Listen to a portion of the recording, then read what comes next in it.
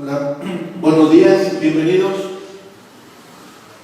Estamos comenzando nuestro servicio en esta mañana a nuestro Dios. Damos gracias por las bendiciones que nos ha permitido en el transcurso ya de esta mañana. También por la provisión del descanso, del alimento Y estamos también contentos por la oportunidad ahora de celebrar este culto tributado a su santo nombre. Así que entonemos alabanzas, entonemos cánticos, oremos a su santo nombre, meditemos en su palabra y dispongamos también nuestros corazones para hacerlo de la forma que a Él le agrada. Pongámonos en manos de Dios en esta mañana.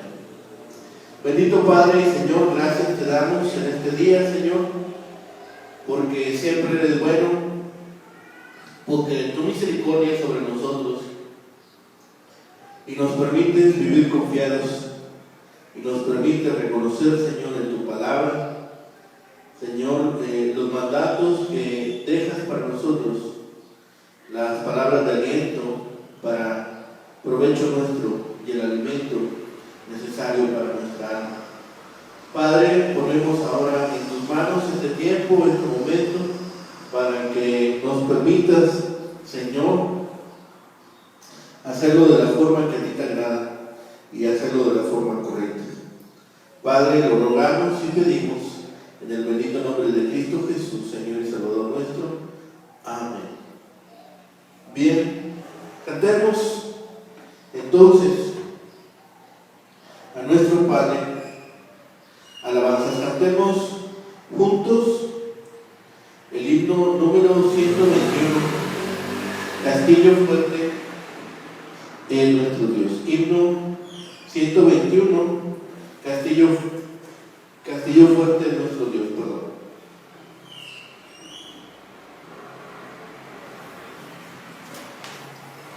Himno 121, cantemos juntos, de nuevo himnario popular.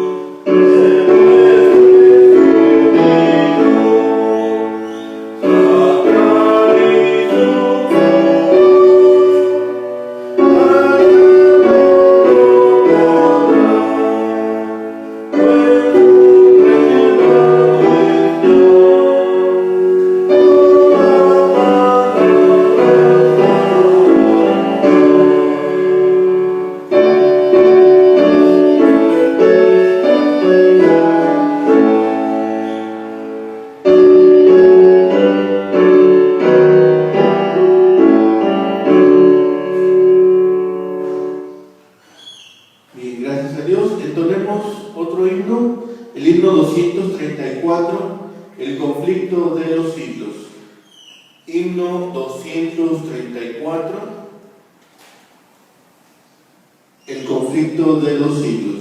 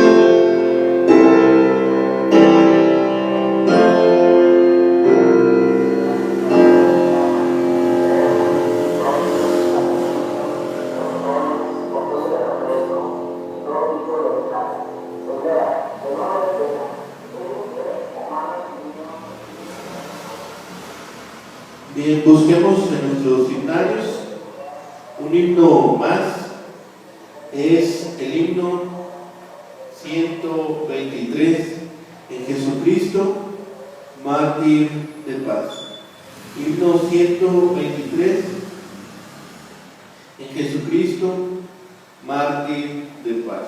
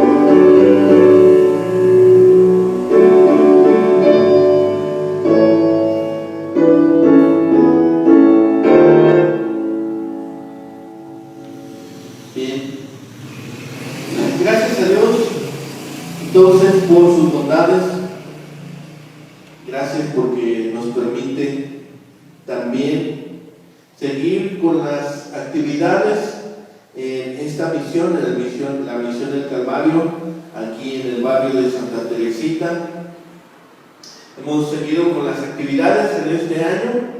Ahora estamos manteniendo los servicios los días miércoles. Estamos teniendo la reunión de estudio de 7:30 de la mañana a 8:30 de la mañana, de la noche, de 7:30 de la noche a 8:30 de la noche los días miércoles, aquí de manera presencial en las instalaciones, en la lista 1901, esquina con José Clemente Orozco, en el barrio de Santa Teresita. Aquí nos reunimos de manera presencial los días miércoles para estudiar la Biblia. Ese mismo discipulado estamos revisando el Evangelio según San Marcos. Lo vemos los días viernes a través de manera digital, a través de la mensajería de Meet, de Google. Lo tenemos los días viernes de 9 a 10 de la noche. Si usted quiere agregarse a estos servicios, puede enviarnos ya sea un mensaje por redes sociales, ya sea por Facebook, por Instagram, a través de WhatsApp, nos pueden llegar un mensaje y con todo gusto le enviamos el enlace para que se agreguen al estudio de los días viernes de 9 a 10 de la noche. Y los días sábado estamos teniendo las actividades de la Gran Aventura para niños los días sábados a las 5 de la tarde. Así que si usted tiene niños en casa y les gustaría que aprendan más de la Biblia, que aprendan más de Dios y de todas las obras que ha realizado a favor nuestro, pues entonces puede traer a sus niños. También puede usted quedarse en la clase, aunque la clase está dirigida a los niños, no importa, porque estamos viendo historias de la Biblia. Es importante que todos conozcamos, tanto pequeños y adultos, de las historias de la Biblia, de lo que Dios ha hecho para nuestro beneficio. Esto es los sábados a las 5 de la tarde. Los días domingos, como hoy, tenemos nuestro servicio de manera presencial aquí en Arista 1901, esquina con José Clemente Orozco, en el barrio Santa Teresita, a una cuadra de la Clínica 2. Sí, es una referencia que la gente puede reconocer. Está un parque, y luego aquí en otra esquina está una escuela, y nosotros estamos aquí en el 1901. Es un edificio actualmente en la esquina. Tenemos ahí un letrero para que nos puedan identificar y puedan acudir a los servicios de los días domingo. Y todos los días estamos teniendo un devocional. Estamos estudiando la palabra. Ahorita estamos revisando el libro del profeta Isaías. Tenemos estos devocionales todos los días a las 7 de la mañana a través de Facebook. Lo estamos viendo, lo estamos teniendo de manera en directo, en vivo, a las 7 de la mañana. Un poco más tarde se sube a YouTube y a Instagram. En estos días hemos tenido un poco de problemas con la señal de internet, ha estado un poco mala, y hemos tenido problemas con el live, pero se está guardando en YouTube y en Instagram. Entonces, si no lo pudiera ver en vivo, puede estar también revisando los videos antiguos de la biblioteca, y ahí lo va a encontrar. También en la biblioteca de YouTube y de Facebook va a encontrar devocionales. Hemos hecho de Salmos, de Proverbios, estamos ahorita viendo Isaías, hemos visto también otras porciones de la palabra de Dios, así que hay la oportunidad de que todos podamos tener diariamente el alimento. Vamos a estar preparando, después del libro del profeta Isaías, otro paquete de devocionales, solamente que descansamos entre libro y libro, entonces tomamos un pequeño descanso para terminar de preparar el material. Pero mientras podemos ir revisando todos los devocionales que ya tenemos. Si usted no vio alguna serie, la serie de Salmos, la serie de Proverbios, puede usted revisar esa serie y no quedarse sin alimento diario. Así que, pues damos gracias a Dios por estas actividades, damos gracias a Dios también por la oportunidad de estar hoy reunidos en torno a su santo nombre. Cantemos un himno más, el himno 124, Estar por Cristo firmes. Cantemos juntos. El nombre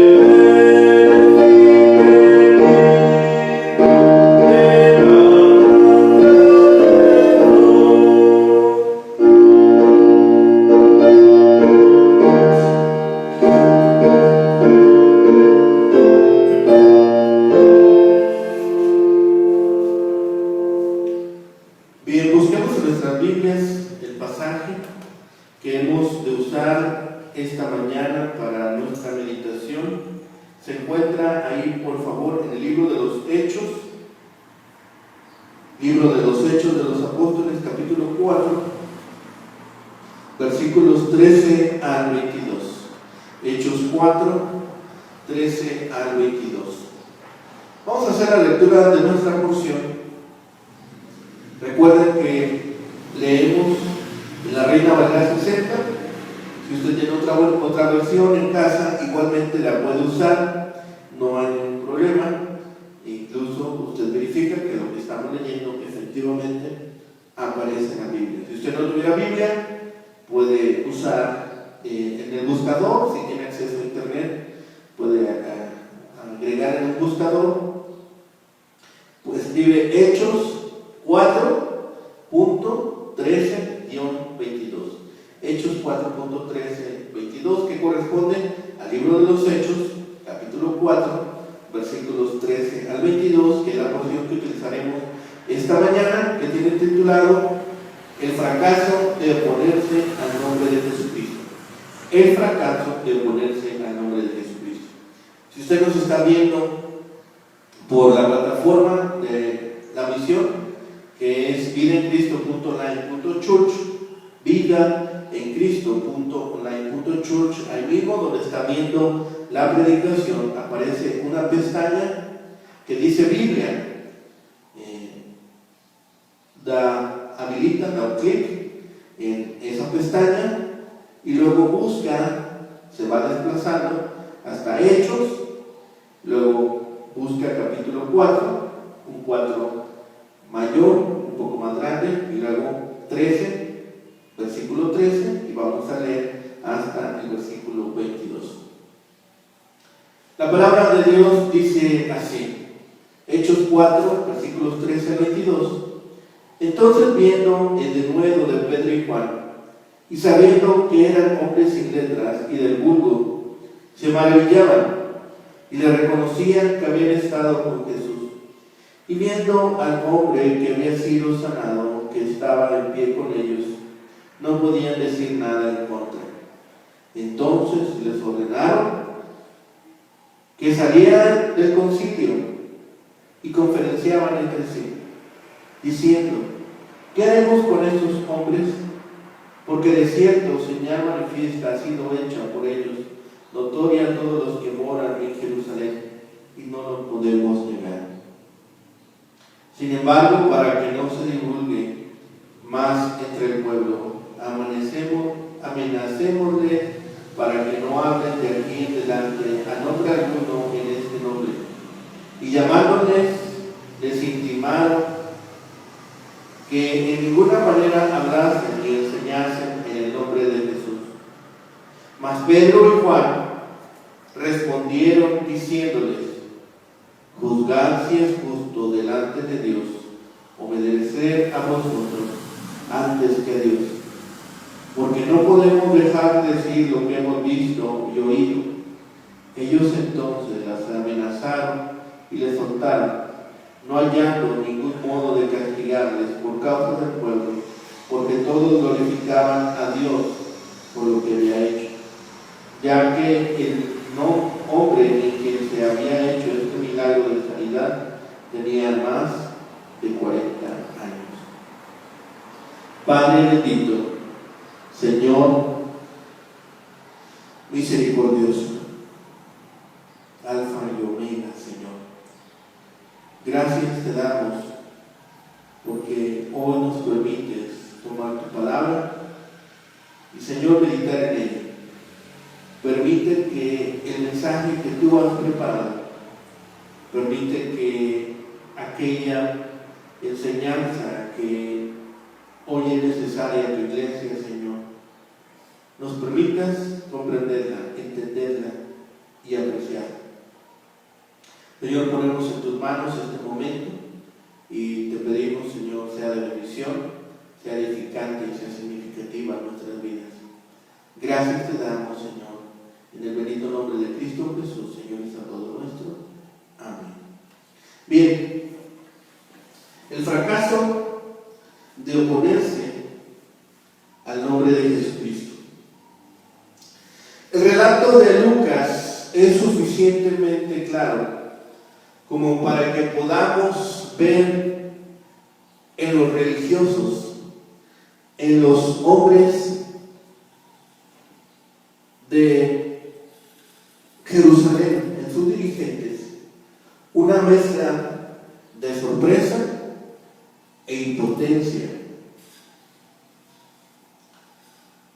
y sobre todo incapacidad de reacción. Es como si estos dos hombres los hubieran encerrado en una jaula que habían preparado ellos mismos para atrapar a los siervos de Dios. No tuvieron palabra alguna en contra de la apología y aceptaron los gravísimos cargos formulados, con tal de no producir más efervescencia en el pueblo. Esta respuesta de los apóstoles ante la demanda de las autoridades de cesar de predicar es en extremo significativa.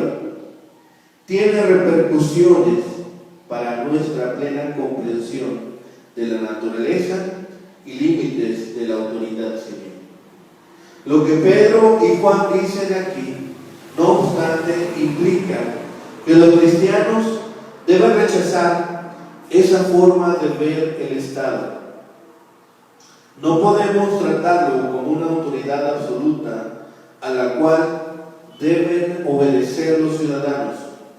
Más bien, como ciudadanos cristianos, nos reservamos el derecho a desobedecer a la autoridad civil si ésta sobrepasa su papel legítimamente otorgado por Dios.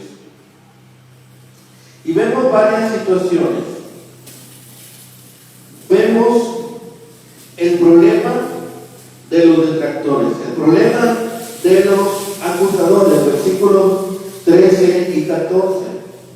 Entonces, viendo el denuedo de Pedro y de Juan, sabiendo que eran hombres sin letras y del vulgo, se maravillaban y le reconocían que habían estado con Jesús. Y viendo al hombre que había sido sanado, que estaba en pie con ellos, no podían decir nada en contra. Una vida cambiada convence a la gente del poder de Cristo. Una vida cambiada es un poderoso testimonio. Pedro y Juan no eran evidentemente versados en la enseñanza formal de las escuelas rabínicas, y sin embargo hablaban con una libertad y un denuedo que impresionaron a sus jueces. ¿Cómo era posible que hombres profanos como estos, sin preparación, sostuvieran tan hábilmente una polémica teológica con miembros del Tribunal Supremo? Los jueces tomaron conocimiento del hecho de que habían sido compañeros de Jesús. Estaba claro que había impartido algo de ese mismo don a sus discípulos. No podían condenar la curación ni la resurrección, pero trataron de usar su autoridad y su poder para aplastar la predicación de los apóstoles. La religión seca y formal es siempre intolerante de aquel evangelismo entusiasta y vital que produce resultados en los corazones y en las vidas. Los conductores del formalismo religioso se quedan aturdidos cuando descubren a hombres sin letras y del vulgo haciendo impacto en la comunidad, mientras que ellos, con toda su sabiduría, no llegan a levantarse por encima de la carne y la sangre. Había en ellos valentía divina. Pedro y Juan expusieron la verdad osada y francamente.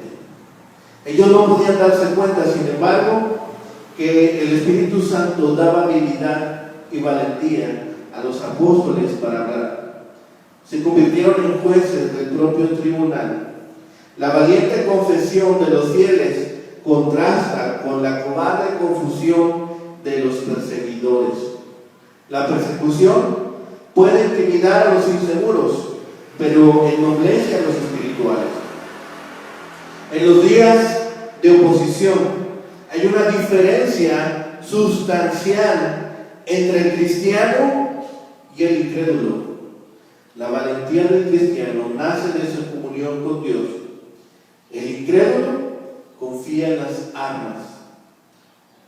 Dice que viendo el denuedo significa sin nudo, traducida del griego parresia, libertad o franqueza para hablar. Libertad que en el caso de ellos nace de la plenitud del Espíritu. Demuestran su denuedo con tres actitudes: la manera respetuosa de asumir la defensa, hablan con aplomo y valentía acerca del Señor Jesús; el modo preciso de los cargos, demuestran su ignorancia en temas claves, pero no descienden al lenguaje de agravio personal. Sin embargo, destacaron el pecado de haber rechazado al ungido. Al decir en ningún otro hay salvación, barren con las religiones, incluida la judía. Pero no solamente tenían valentía, tenían esta sabiduría espiritual. Los miembros de la corte empezaron a ver semejanza entre Jesús y los apóstoles. El iletrado Jesús, experto en exponer las Escrituras, había adiestrado a sus discípulos para que continuaran la obra interrumpida por su prematura muerte. Los del Sanedrín habían sacado a Jesús de la tierra crucificándolo, pero ahora se enfrentaban a voceros de Jesús, quienes poseían el mismo valor que había demostrado su maestro. Además, aunque los miembros de la corte evitaron usar el nombre de Jesús durante el juicio, ahora tuvieron que reconocer a Jesús por sus discípulos. Pedro y Juan eran hombres sin letras y del vulgo, lo cual no quiere decir que fueran analfabetos, sino que no habían estudiado en las escuelas rabínicas, a pesar de lo cual sabían citar las Escrituras con acierto y sobre todo con poder. Los enemigos percibieron algo excepcional en los dos hombres. Los apóstoles actúan tal como el Señor Jesús les había enseñado, y el Espíritu proveyó para la emergencia. A nosotros nos incumbe acumular conocimiento, y el Señor ordena cómo y cuándo utilizarlo. Pero había también un tercer elemento: había una influencia santa. ¿Cómo era posible que unos pescadores comunes y ordinarios de Galilea dirigieran tan acabado discurso ante los miembros de la Corte Suprema? Lucas dice que ellos eran considerados como incultos e inexpertos, es decir, no demostraban ser expertos en teología, sino que parecían ser hombres cualquiera. La pregunta, ¿qué haremos con estos hombres?, era un serio dilema. ¿Cómo disminuir su influencia? La señal manifiesta y notoria es ya imposible de anular. Los miembros del concilio estaban en un dilema. A cualquier lado que se movieran, estaban acorralados. Eran discípulos de Jesús de Nazaret, pero él estaba muerto. El concilio notó la intrepidez y confianza de Pedro y Juan, así como también el poder de las palabras de Pedro. Y todo eso aumentaba su perplejidad. El término reconocer significa mucho más que simplemente darse cuenta. Es advertir en profundidad, Jesucristo había hecho en ellos una labor singular y transformadora. Podían entonces hablar en su nombre porque realmente eran cristianos, realmente eran sus discípulos. Lo segundo que observamos es la deliberación del concilio, versículos 15 al 18. Entonces les ordenaron que saliesen del concilio y conferenciaban entre sí, diciendo: ¿qué haremos con estos hombres? Porque de cierto señal manifiesta ha sido hecha por ellos, notoria a todos los que moran en Jerusalén, y no lo podemos negar. Sin embargo, para que no se divulgue más entre el pueblo, amenacémosle para que no hablen de aquí en adelante a hombre alguno de este nombre. Y llamándoles les intimaron que en ninguna manera hablasen ni enseñasen en el nombre de Jesús. Pedro y Juan, de acuerdo con esto, fueron retirados del recinto del concilio mientras deliberaba el tribunal. Era difícil saber qué acción tomar. Los discípulos no habían quebrantado ninguna ley al curar al cojo. Además, su acción de sanarlos los había convertido en héroes populares y no era conveniente castigarlos. Por otra parte, sería igualmente equivocado dejarlos en libertad para que continuasen enseñando y curando en el nombre de Jesús. Las autoridades se verían, una vez más enfrentadas con el problema que pensaron que se había solucionado con la condenación y ejecución de Jesús, y de un modo menos manejable que al principio. La actitud que decidieron adoptar equivalía a una confesión de su debilidad: liberar a los dos hombres, pero amenazarlos con consecuencias serias si reincidían. A pesar de que la evidencia fue abrumadora e irrefutable, vidas cambiadas y un hombre sanado, los líderes religiosos rechazaron creer en Cristo y trataron de ocultar la verdad. Que no nos sorprenda si alguno rechaza nuestra posición de testigos de Jesucristo. Cuando las mentes se cierran, ni siquiera la más clara presentación logra abrirlas. Tampoco nos demos por vencidos. Oremos por ellos y continuemos difundiendo el Evangelio. ¿Cuál fue la orden? Primero, los sacan, les ordenaron que saliesen de ese concilio, del Sanedrín. Les habían hablado muy claro a la conciencia, y para deliberar qué habrían de hacer con ellos, la corte se siente desorientada y necesita tiempo para reflexionar. Por tanto, se hace un receso, se sugiere un receso para consultar. El concilio no buscaba la verdad, sino más bien alguna manera de evadir la verdad. Si hubieran considerado honestamente la evidencia y humildemente escuchado el mensaje, hubieran podido ser salvos, pero su orgullo y dureza de corazón se interpuso. Algunos nunca aprenden. Su respuesta es prueba de que los milagros por sí solos jamás pueden convencer ni convertir al pecador. Solo la palabra de Dios puede hacer eso. Pero cuando el hombre se empeña en no dejarse persuadir por la verdad, no es extraño que se deje arrastrar por el error. Así que llegaron a una conclusión con dos detalles. Uno de ellos era que no era prudente castigarlos. Y lo segundo era que les estaban intimando ahora a dejar de predicar en el nombre de Jesús. Y esto era algo terrible. porque aunque habían visto el testimonio, se estaban negando a escuchar el mensaje. Se estaban negando a escuchar lo que ellos les estaban transmitiendo.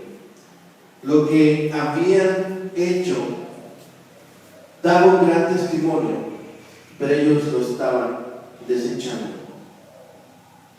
Era notorio por todos los que moraban en Jerusalén y no se podía negar. No lo pueden negar, pero no se dan por convencidos. Discutían si debían soltar a los presos o aplicarles alguna sanción. Para ellos, soltarlos significaba perder prestigio.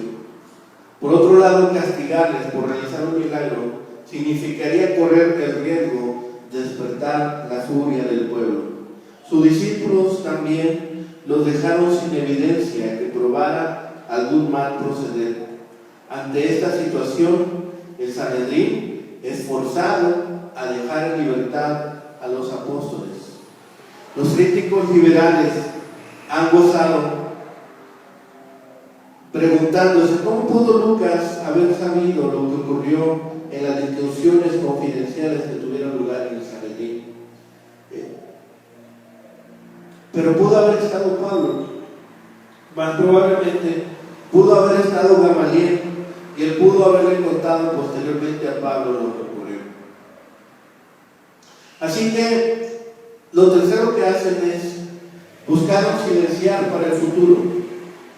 Resulta particularmente llamativo que ni en esta ocasión ni en ninguna otra posterior las autoridades hayan tomado acción seria alguna para refutar la afirmación central de los apóstoles, la resurrección de Jesús. Si hubiera sido posible refutarlos en este punto, con cuánta avidez habían aprovechado la oportunidad. Si se hubiera logrado una refutación sobre este punto, cuán rápida y completamente habría sufrido un colapso el nuevo movimiento. Era evidente que los apóstoles hablaban de una resurrección corporal cuando decían que Jesús había sido levantado de entre los muertos.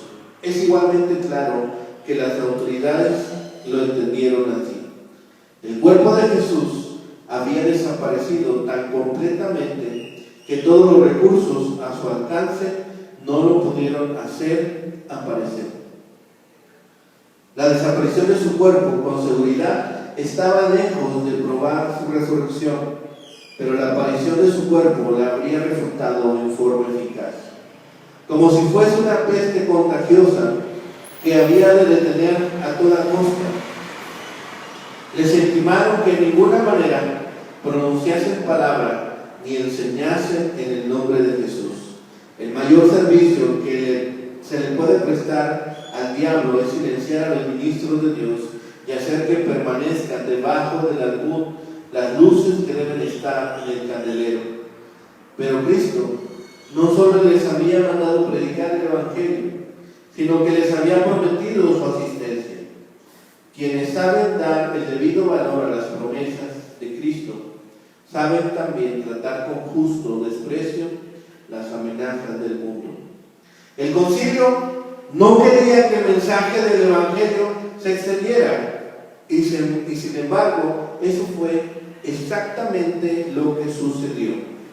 De 120 hombres y mujeres que estaban orando en Hechos 1, la iglesia aumentó a más de 3,000 en el día del Pentecostés, y ahora había más de 5,000 discípulos en el compañerismo.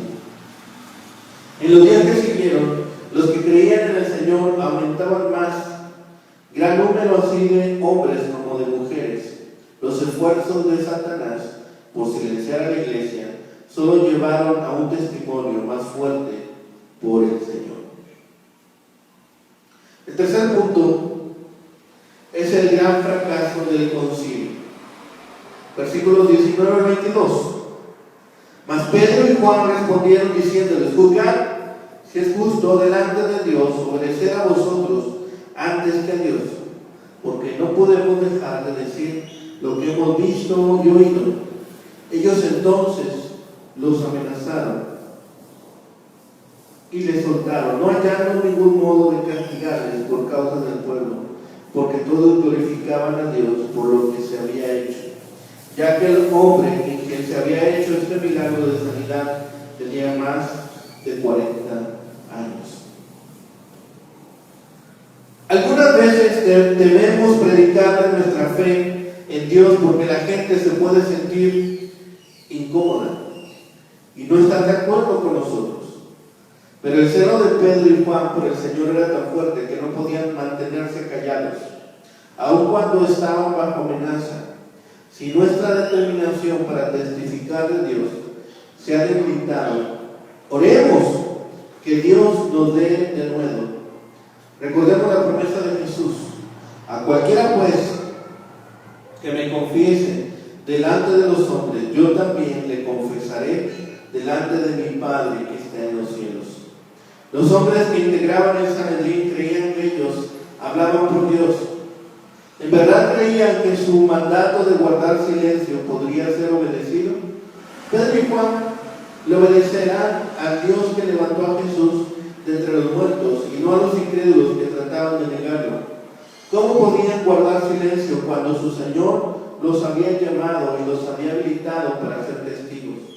¿Y cómo podemos nosotros guardar silencio cuando debemos responderles a los que tratan de negar a Jesús? El Sanedrín no puso en libertad a Pedro y a Juan porque eso era lo justo. Los dejaron ir porque era conveniente hacerlo. La necesidad de obedecer primero a Dios en cuestiones en que la autoridad humana se opone a su voluntad se ejemplifica en este pasaje. La conducta de Pedro y Juan no manifiesta ni arrogancia ni presunción mientras reafirma un reclamo moral superior. Y lo que hicieron Juan y Pedro era que su conducta observada era coherente. El principio a seguir no era qué cosas debían evitar, sino cuál era la senda que inteligentemente debían seguir. Lo que hacen bien puede soportar el juicio humano. Juzgar si es justo es el desafío. Es decir, pongamos las conductas en la balanza.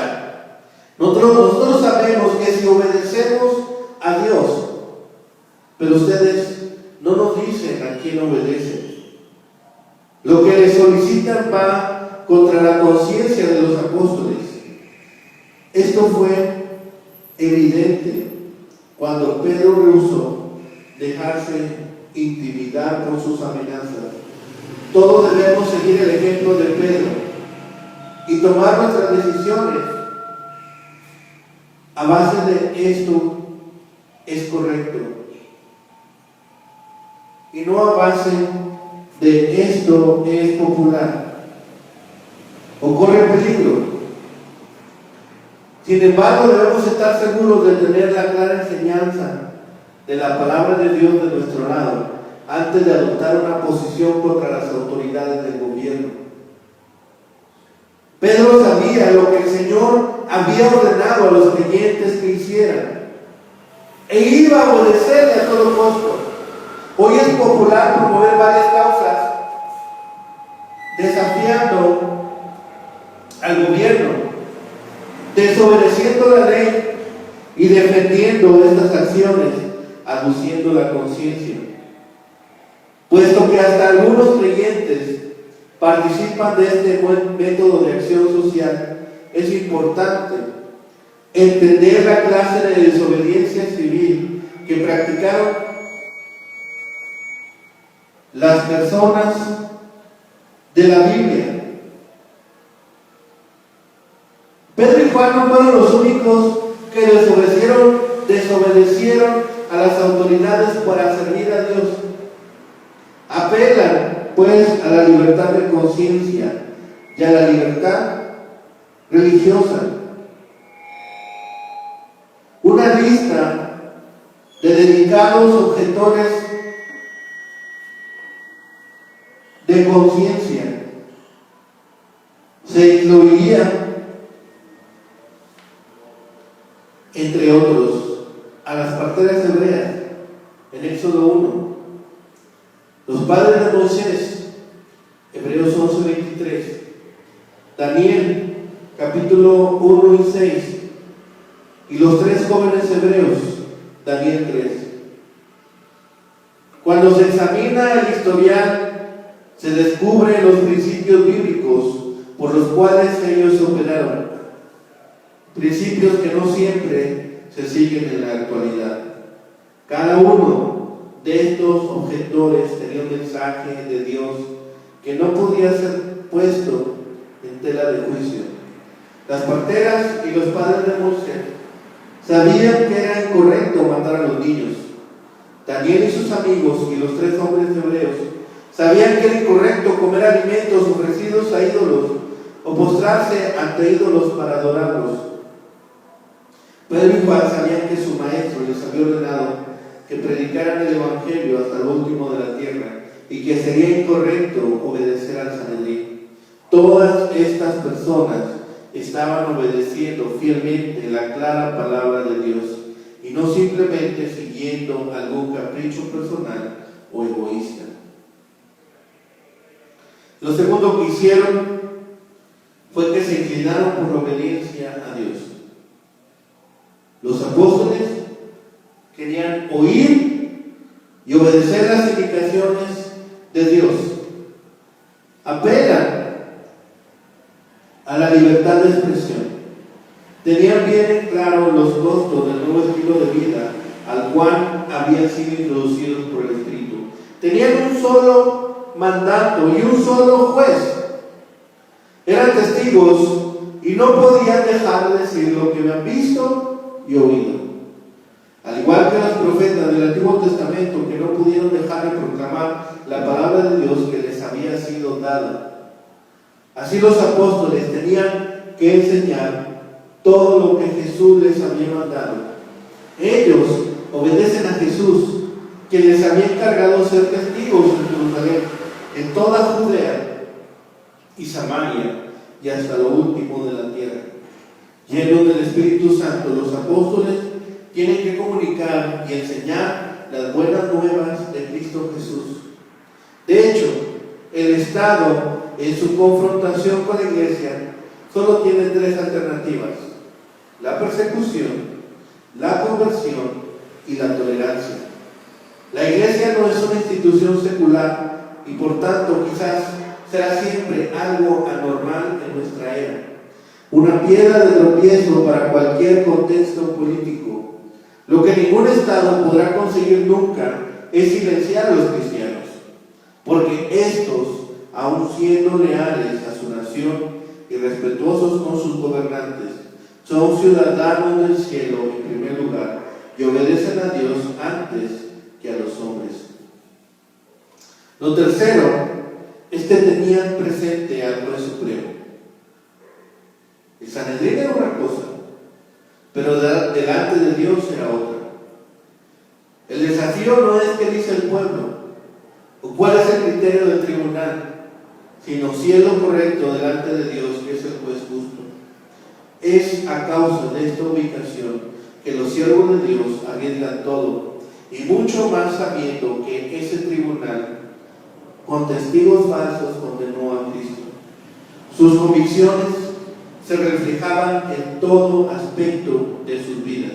En otras palabras, hicieron todo a causa de la conciencia delante de Dios, porque pertenecían a Dios.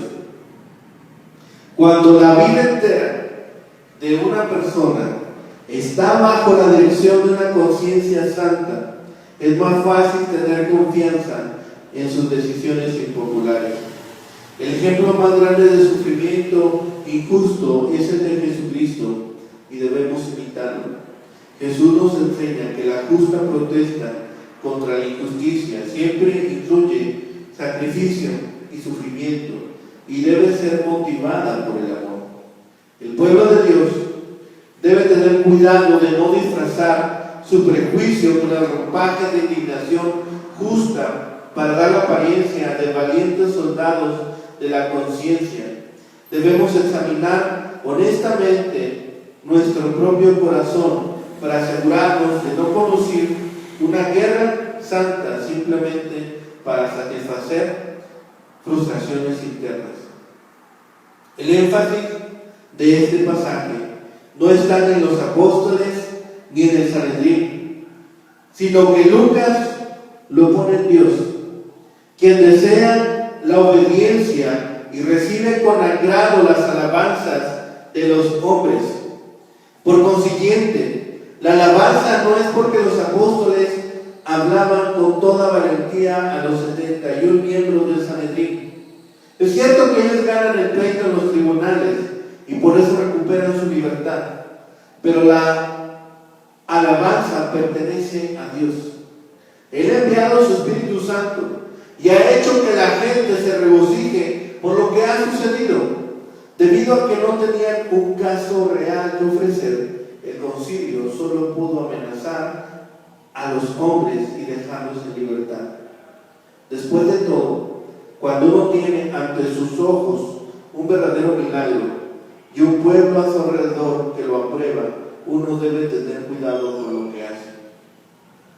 Finalmente, como conclusión, podemos observar que la reacción de los acusadores manifestó que no tenían interés en conocer la verdad ni hacer la voluntad de Dios.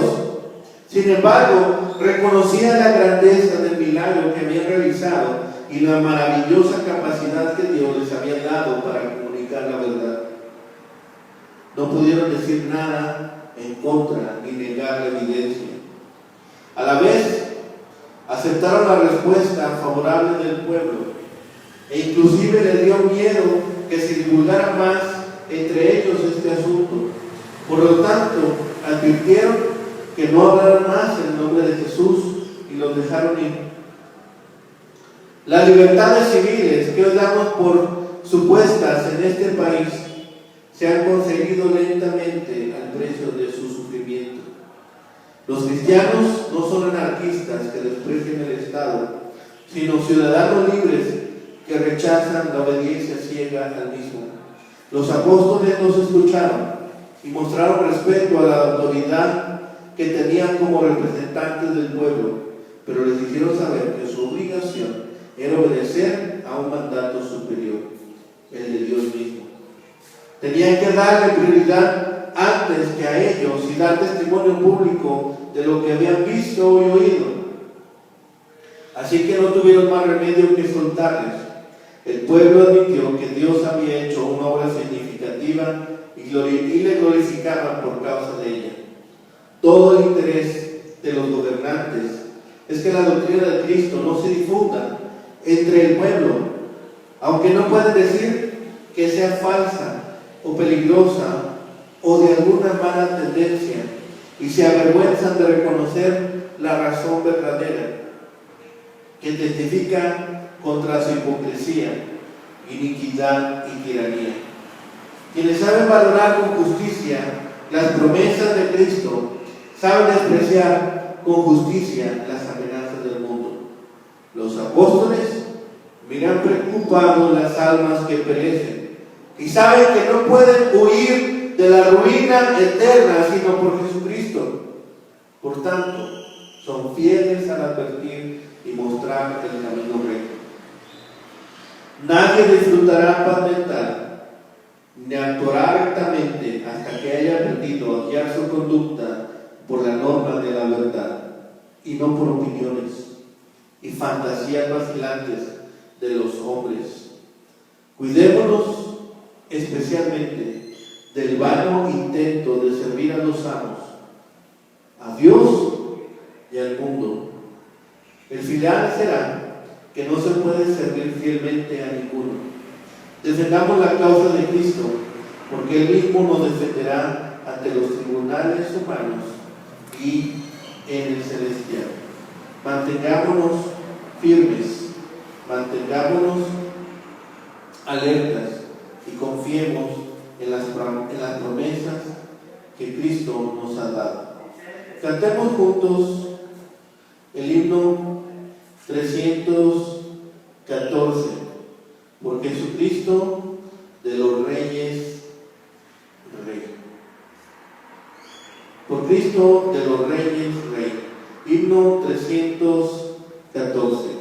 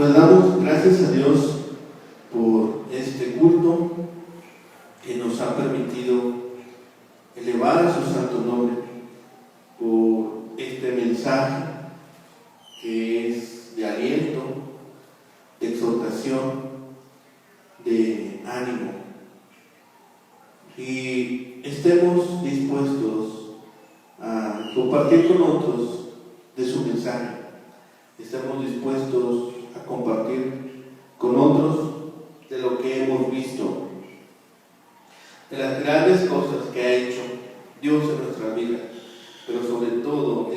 rescate que ha efectuado a favor de todo ser humano. Escuchemos la voz de Dios a través de su palabra. Tome aliento en nuestro corazón y nuestro espíritu tome y recobre fuerzas también. Cantemos el himno 222. Después oremos y seamos despedidos de este servicio. Himno 222. Y Cristo conmigo va.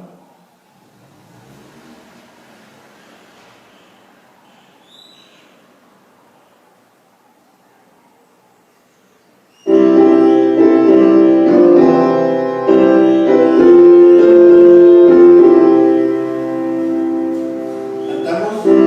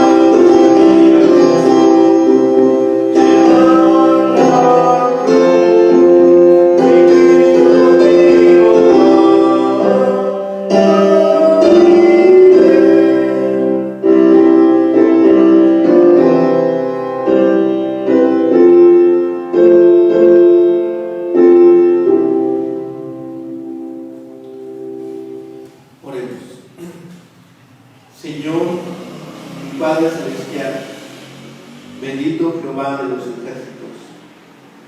Padre, te damos gracias en esta mañana, porque nos exhortas y nos animas, porque nos infundes de tu aliento, y por medio de tu Espíritu nos recuerdas, Señor, que no hemos de temer a testificar de tu palabra, que no hemos de dar paso atrás al momento de confesarte públicamente. Señor, queremos ser fieles, queremos ser valientes, queremos llevar tu evangelio y ser vasos útiles en tus manos. Permite, Padre, que hoy en este tiempo, Señor, podamos testificar valientemente de tu evangelio y del gran sacrificio de Jesús en la cruz del Calvario. Ponemos en tus manos nuestras vidas. Te pedimos, Señor, que nos uses y sobre todo, Señor, que nos permitas hacerlo de la forma adecuada y compartir tu mensaje de manera completa y clara. Señor, danos de nuevo, danos de tu Espíritu y permítenos ser dignos hijos tuyos. Padre, todo lo rogamos a ti, todo lo clamamos a ti, por los méritos suficientes de Cristo Jesús, Señor y Salvador nuestro. Amén. Que el Señor les bendiga, que tengan un excelente día.